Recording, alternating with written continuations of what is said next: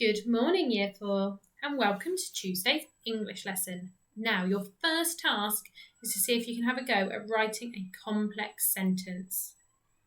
Now, I'd use these down here to help you. If I was you, I'd pause the video and then come back to it once you've written your sentence, okay? Okay, welcome back. Now, who remembered what a complex sentence was, or what makes a complex sentence? Now, you're right. If you thought you needed a main clause, a subordinate conjunction, and a subordinate clause. So my example is, I saw a bright yellow sun when I looked outside. So I've got my main clause, I saw a bright yellow sun, which would make sense on its own. Subordinate conjunction, when. My subordinate clause, when I looked outside. Now, when I looked outside wouldn't make sense on its own. That's my added detail to my main clause. Now, when you're writing a complex sentence, you can move your subordinate conjunction and your subordinate clause to the front of your sentence. So I'm going to read that one. When I looked outside, I saw a bright yellow sun. Same sort of sentence. Well, it's got the same words, it's giving me the same information, but maybe it has a slightly different effect on the reader. I don't know. I'm going to leave you to think about that. But well done if you wrote a complex sentence. Or if you weren't too sure what one was, maybe pause the video now and use my example to help you and see if you can write one. Okay, today's lesson. Your learning is, can I identify the different grammar used in the Waggle narrative? Now remember, we looked at that yesterday and I read it through to you, and I did mention to you then to maybe have a think about some of the features that are in it. So all the different grammar that's used, maybe the punctuation that's used. Okay, how are you going to be successful today? Can I recognise commas in a list? Can I recognise fronted adverbials? Can I recognise compound and complex sentences? Can I recognise speech? Now, looking back at yesterday, remember the purpose we're doing this, or what we're going to get out of this at the end, on Thursday and Friday when we start writing it, is to entertain. Our audience is your teachers, and the form is a narrative, so it is a story. Okay, before we look at the Waggle, I just want to see if you can add the missing commas to the sentence below. Enjoying the beautiful colours, little raindrop fell through green, blue, indigo and violet, before another gust of wind blew him out of the rainbow. Now just have a little think there, because I think I've noticed something that we spent a bit of time on yesterday, possibly called a fronted adverbial. Have a look, and then there's another place where some commas need to go. Now, if I was you, I'd pause the video, have a go, and then when you're done, come back to the video. Okay, so did you notice in the sentence there's some commas that were needed in a list? Now, we add commas sometimes so that we don't need to keep writing the word and. So without the commas, if we did just write the word and, the sentence would say, enjoying the beautiful colours, little raindrop fell through green and blue and indigo and violet, before another gust of wind blew him out of the rainbow. Okay, but we don't need that word and there when we can put some commas there. So well done, you noticed to add your commas in. Okay, and I did give this one away, I think, on the previous slide when we were just looking at it, didn't I? But you also needed a comma after your fronted adverbial. Okay, so enjoying the beautiful colours. Well done for having a go at that. Okay, we're now going to have a look at our Waggle, the Waggle that we looked at yesterday. I'm going to quickly read through it for you. While I'm reading through it, see if you can identify the fronted adverbials in it. See if you can identify any speech. See if you can identify a compound sentence, and see if you can identify a complex sentence. Okay. One dark and stormy day, little raindrop fell out of the cloud and flew faster and faster through the sky. A gust of wind blew little raindrop sideways, and in a dazzling flash of red, orange and yellow, he found himself inside a rainbow. Enjoying the beautiful colours, little raindrop fell through green, blue, indigo and violet before another gust of wind blew him out of the rainbow. Where will he end up next? Little raindrop landed in a shallow puddle on the top of a large rock. Splish, splash, splosh, he said excitedly. Lots of other raindrops fell around him until the puddle was overflowing. Little raindrop ran down the side of the rock and joined a stream. In the stream, he drifted through woods and bounced over pebbles. After a while, the stream joined a river and Little Raindrop floated along in the strong current. At times, the river was calm and peaceful, and Little Raindrop watched diving kingfishers and larger fish, especially carpfish, as they swam slowly by. At other times, the river was noisy and rough. He raced along rapids and dived down waterfalls, carefully avoiding the jagged rocks at the bottom of the falls. When the river reached the sea, Little Raindrop was pulled far away from the shore. One day, the tide pulled him back to the beach. He surfed the waves and crashed onto the shore, until finally he came up to rest on the soft sand. The sun shone down on the sand. Little Raindrop got hotter and hotter until the warmth of the sun drew him up into the air. It was cooler in the sky, and Little Raindrop joined a cloud that was already full of other raindrops. Little Raindrop was ready to fall to earth and begin his journey once more. Okay. Now, as I was reading through that, did you notice any fronted adverbials? I'm not going to highlight them all because it's part of your task later on. Did you notice the first one? One dark and stormy day. Well done if you did. Okay, see if we can spot one more. That can be anywhere in the Waggle. It doesn't just have to be the first paragraph. Let's have a look. Oh, I think I've spotted one. After a while. Well done if you spotted that. Now, there are a few more, but I'm going to leave that to you. Okay, can you identify any speech? Let's have a look.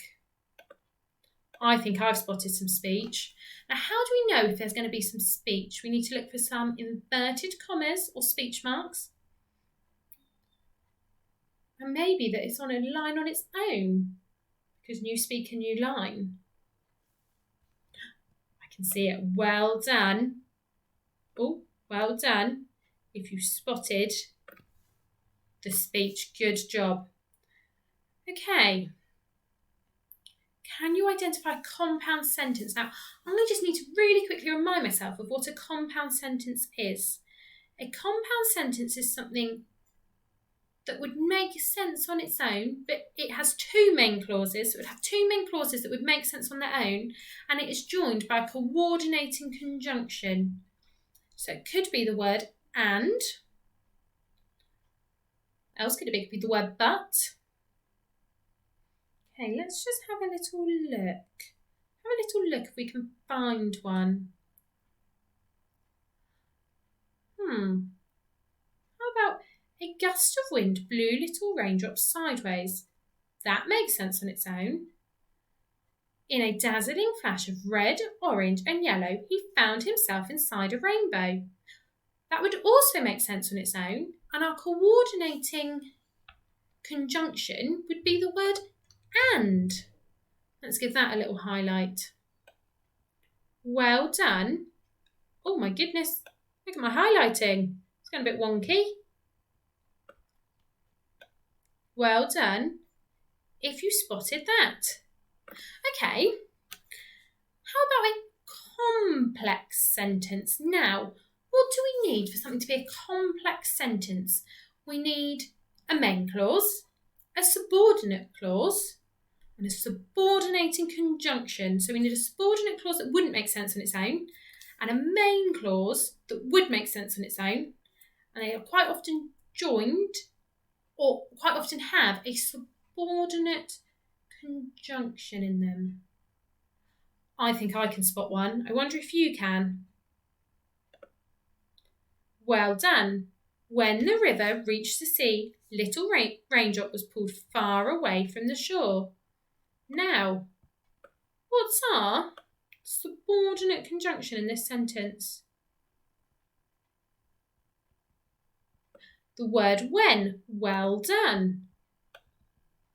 Because when the river reached the sea, would it make sense on its own? However, our main clause, little Raindrop was pulled far away from the shore, would make sense on its own, but we've just given it a little bit more detail.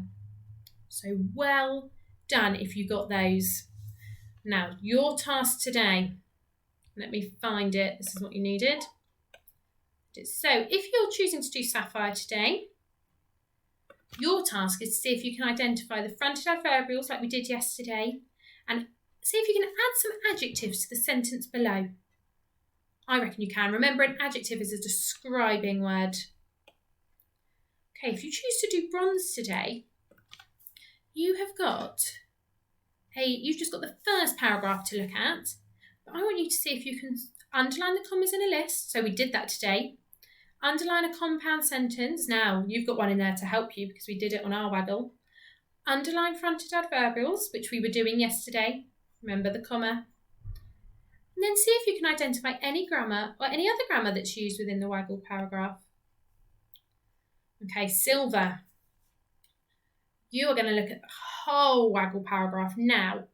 Don't worry, I should have mentioned this earlier, but do not worry if you haven't got a printer and you can't print it off. Just write the features down or type them, however you're managing to do your work. You can just list them if that's easier for you. Okay, so silver, you're going to see if you can identify the different grammar used in the Waggle narrative. You're going to look for fronted adverbials, commas in a list, compound sentences, complex sentences and speech. Now again, you can use the flip to help you. Can you identify any other grammar used in a Waggle paragraph? And then if you would like an extra challenge, pick a sentence and see if you can mimic, adapt and gist a sentence. Now, I am going to show you how to do that in just a second. So if you think you're going to be doing silver, stay on the video, okay? Gold. Can I identify the different grammar used in the Waggle narrative? So it's a little bit like silver, but you've got a couple of extras to look for. Sentences that start with a subordinate conjunction. And can you identify any other grammar used within the Waggle narrative? And I also want to see if you can pick out a complex sentence from the Waggle and mimic, adapt and gist a sentence. So if you are doing Sapphire or Bronze, you are more than welcome now to stop the video and start your lesson, start your learning. That's absolutely fine. If you get to the end of Sapphire or Bronze and you want an extra challenge, come back onto the video and have a look. Okay, if you're going to be choosing silver or gold today, stay with me. We're just going to have a quick go through mimic, adapt and gist because we haven't done it for a little while. So just so you are definitely aware of what you need to do, okay? So mimic. You need to choose a sentence from our Waggle. Maybe a complex sentence. Let's have a look. And then we are going to adapt it. Well, we need to mimic it first, don't we? Then we'll adapt it. Okay. And then we'll gist. Do the gist of it, okay? So I'm going to pick, he raced along rapids and dived down waterfalls, carefully avoiding the jagged rocks at the rocks at the bottom of the falls. Sorry, I managed to cut off the end of the other video, so some of you wouldn't have seen the mimic, adapt and gist. Now, this is the task if you're doing the silver or gold. If you're doing the sapphire or bronze task, you don't need to worry about this at the moment, okay? So, mimic, adapt and gist. So I've got my complex sentence. He raced along rapids and dived down blue, rough waterfalls, carefully avoiding the jagged rocks at the bottom of the falls. Now, I've just noticed I've already mimicked that sentence a little bit. I've added an adjective in. I've added the word blue. Maybe I could describe the rocks as well. So remember, when we mimic, we're adding in some adjectives. We're making the sentence a little bit more interesting. Okay? Carefully avoiding the jagged rocks. Avoiding the jagged... Ooh, the jagged spiky. Could there be spiky rocks? The jagged hard rocks. The jagged round.